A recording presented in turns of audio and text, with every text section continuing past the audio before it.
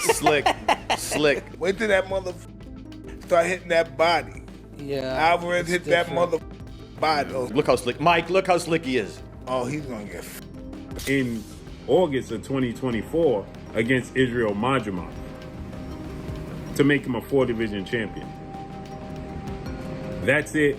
That's all. He hasn't fought since then. With Crawford, I think gaining too much weight and too much muscle might affect them. If they're thinking of surviving and being able to take a punch and being able to go around. Mike Tyson issued a blunt warning to Terence Crawford after appearing alongside Canelo Alvarez at the press conference, declaring that Crawford is far too small to stand a real chance against Canelo. Tyson was adamant there's no realistic path for Crawford to defeat the Mexican champion. In his view, the fight offers little genuine intrigue for fans, and his remarks added a sharper edge to the pre-fight conversation. That Terence Crawford is simply too small and doesn't have a chance to beat Canelo Alvarez. I am Mike Tyson. He says that this is a fight that nobody calls for. It's just simply too much of a size difference. Shannon Briggs is the believer in styles make fights, skill set, and the skill set of Canelo Alvarez versus the skill set of Terence Crawford favors the skill set of Terence Crawford, not only just to win, but to possibly stop Canelo Alvarez for the first time in his career. Now, Canelo Alvarez is a first ballot Hall of Famer. Terence Crawford is a first ballot Hall of Famer. Terence Crawford is 4-division champion, undefeated, 2-division undisputed champion. Canelo Alvarez is a 4-division champion, 2-time undisputed super middleweight champion, and reigning undisputed super middleweight world champion with a record of 63 wins, 2 losses, 2 draws, 39 wins by way of knockout. Gabe Rosado, a respected veteran of the sport, offered his take on the potential clash between Terence Crawford and Canelo Alvarez. In Rosado's eyes, Crawford simply doesn't have the punching power to trouble Canelo. While he acknowledged Crawford's technical brilliance, slick movement, and pinpoint precision, he stressed that those tools might not be enough against a fighter as physically strong and imposing as Canelo. Rosado noted that Canelo has already absorbed the best shots from some of boxing's hardest hitters without buckling, casting serious doubt on Crawford's ability to inflict real damage. For Rosado, the gap in raw strength and durability is one of the steepest obstacles Crawford would need to overcome. So I don't see how Crawford could hurt Canelo, because Canelo's been in there with Kovalev. He's been in there with Bivol. You know what I'm saying? He's been in there with big punchers. You know what I'm saying? So it's like, how can a guy that's really a 47-pounder, even though he's up in weight, I don't see how he can hurt Canelo. You know what I'm saying? It just feels complete, because your body is different to absorbing a bigger blow. So, you know what I'm saying? But it's like, when I sparred the guys in the lower weight classes and they hit me, bro, it's like, no disrespect, but it just feels like you get hit with a pillow. It's just different. It could be a murderous puncher at 147.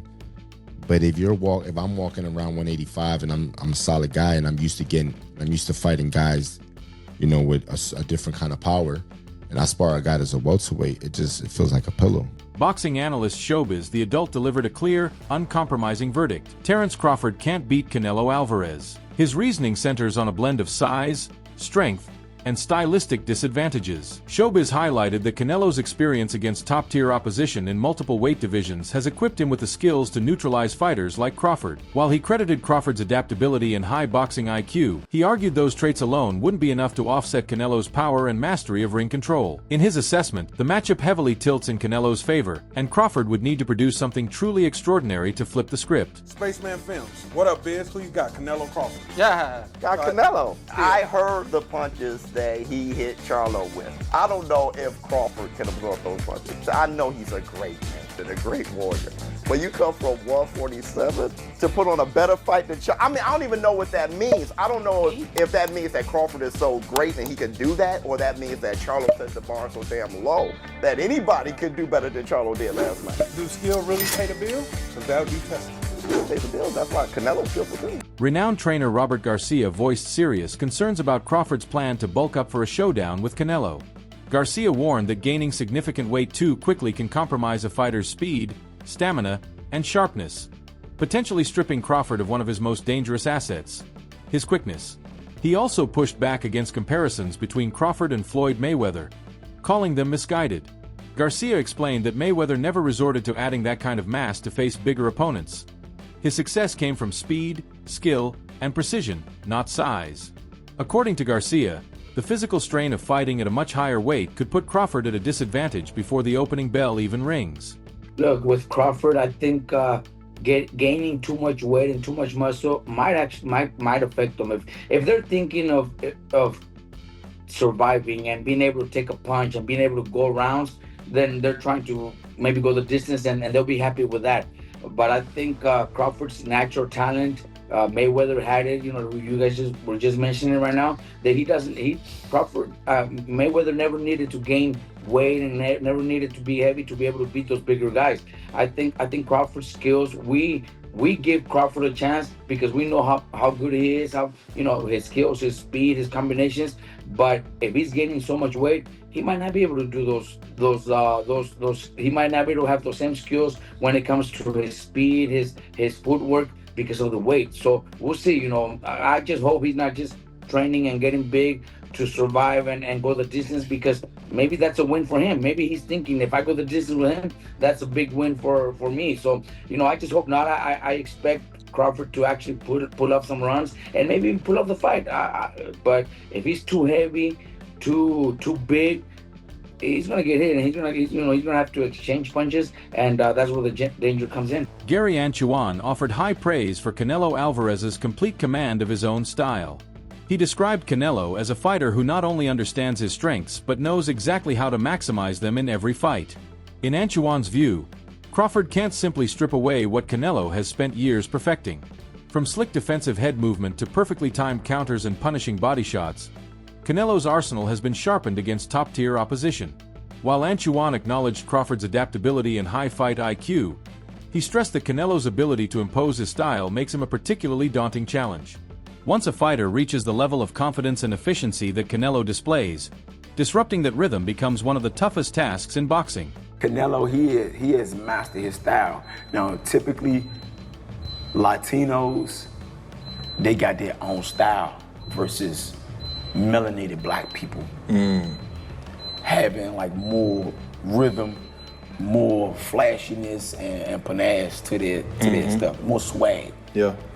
We just fight different than other ethnicities. If you want to throw Amir Khan in there, his ethnicity, he was in and out. Yeah, that's the European kind of style. Textbook, you know, but that was his style. Canelo got his style and he mastered it. Terence Crawford cannot take nothing away from him. He's like freakishly good, you know. He go both sides, southpaw, orthodox, you know, and I feel like he adapt well. But it don't take much to get hit, especially these little 8-ounce gloves. He cannot slip up.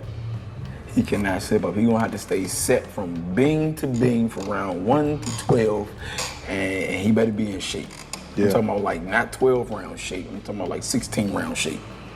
Former world champion Chris Algieri shed light on the hidden challenges fighters face when moving up in weight. He explained that adding size changes everything: timing, movement, endurance, altering the way a fighter feels inside the ring. Algieri noted that even if Crawford appears bigger on fight night, that extra mass won't necessarily translate into more power or strength. Fighting at an unfamiliar weight, he emphasized, can be risky, especially against an opponent who's already comfortable at that size. According to Algieri, while Crawford's skills remain world-class, the physical adjustment to carrying a heavier frame could take its toll, particularly in the later rounds when stamina becomes critical.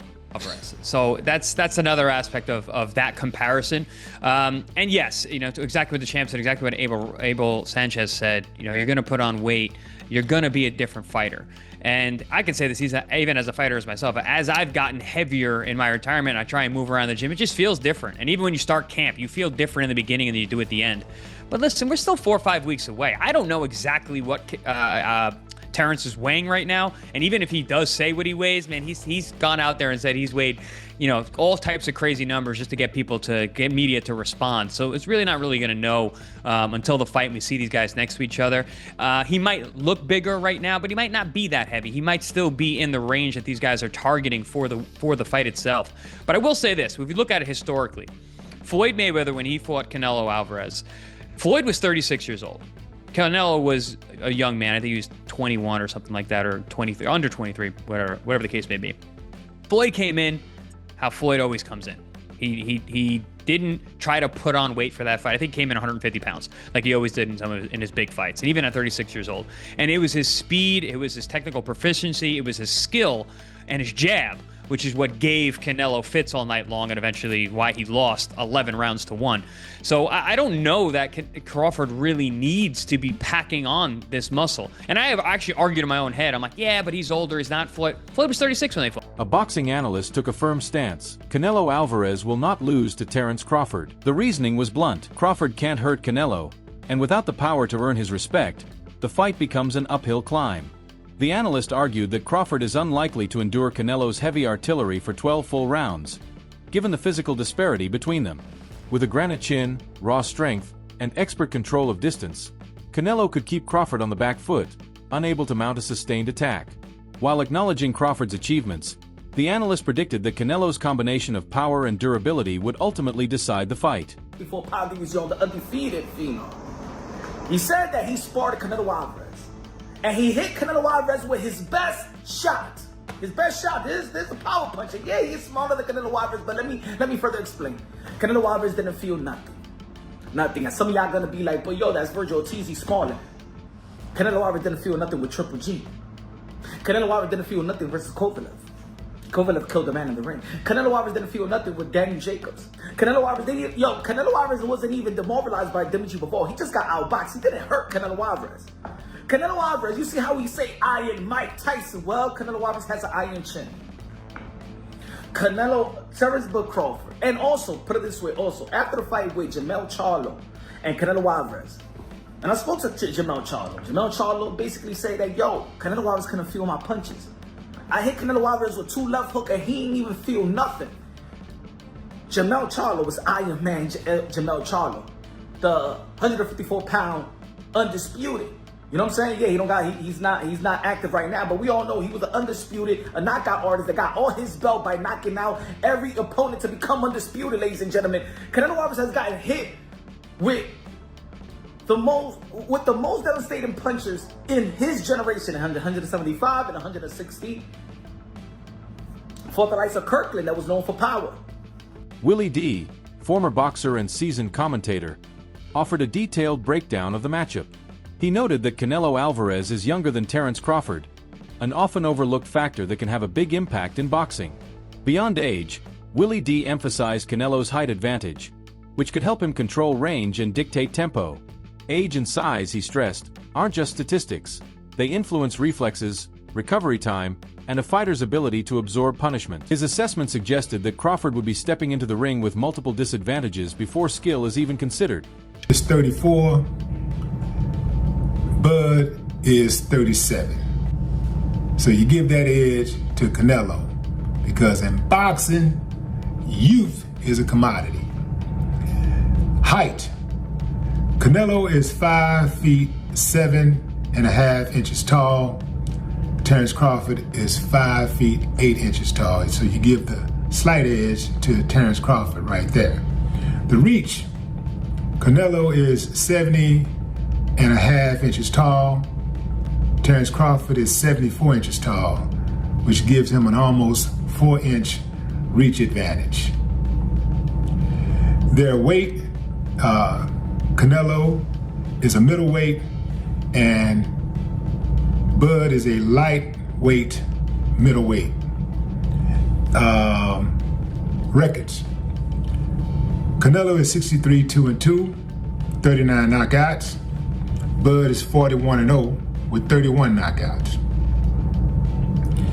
Canelo's last fight was a victory over William Skull. It was a unanimous decision on May 3rd, 2025. Bud last entered the ring on August 3rd, 2024, where he defeated Israel Madrimov. John Ryder, having shared the ring with Canelo Alvarez, offered a candid breakdown of how a potential clash with Terence Crawford might play out.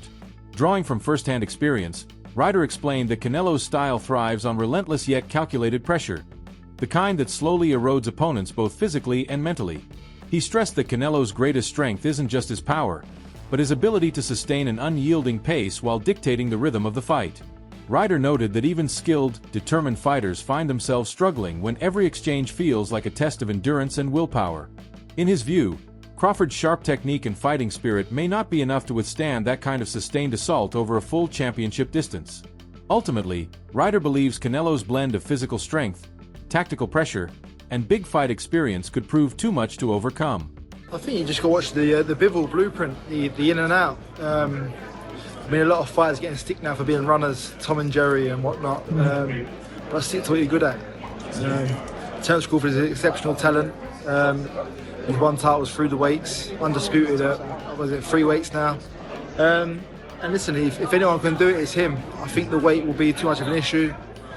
Canelo is a special talent. And I think the weight will play a factor in the fight. But listen, Canelo once done it and made the step up to super middleweight. I would like Crawford to be more at light middle and middle to build into it, but you take these opportunities when they come, and that's what greatness is, chasing it. Yeah, and I've heard that before. Like some people said if you see him at 154, he fought a Madrimov, and you saw how much he got touched. Obviously, it's 2 different fighters, but why do you think he should probably? You think he should have probably taken another fight, maybe at 160 or maybe another one at 168? He needs to build into it a bit. I think the fight with Madrimov was his first fight at 154. At 154, and listen, he's still developing and growing into that weight. He could have done with a couple more there, then moved up to 160, but it's all being done as a bit of a rush. So he's not going to be fully.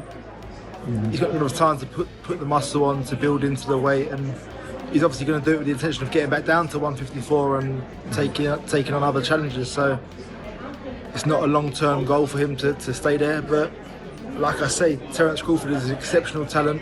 I remember watching him beat a good friend of mine, Ricky Burns, and it's like since that day my ears pricked up and I took notice, and every time Terence Crawford boxed, I watched. While many voices strongly favor Canelo, Coach Anthony offered a more cautious perspective. He acknowledged that Canelo is naturally the bigger man and far more seasoned in the higher weight classes. Still, he warned against counting Terence Crawford out. Anthony highlighted Crawford's high ring IQ, adaptability, and seamless stance switching as factors that could create unique problems. He argued that although Canelo has battled elite competition before, Crawford's mix of timing, angles, and killer instinct makes him a legitimate danger. According to Coach Anthony, writing Crawford off completely would be a mistake.